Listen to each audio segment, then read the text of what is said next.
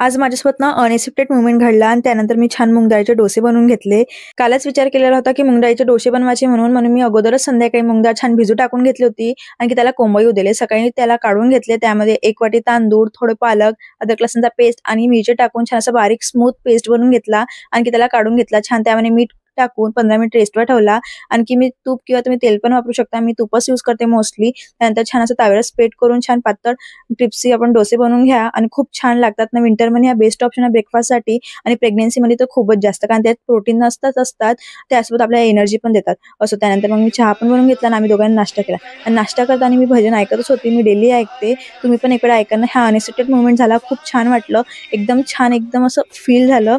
असं त्यानंतर मग घरातली थोडीशी कामं वगैरे होते ते वगैरे करून घेतले. आणखी आज स्वयंपाक करत होता. लवकर स्वयंपाक वगैरे करून घेतला आणि आज स्वयंपाक मी डाळ पालकच बनवली होती.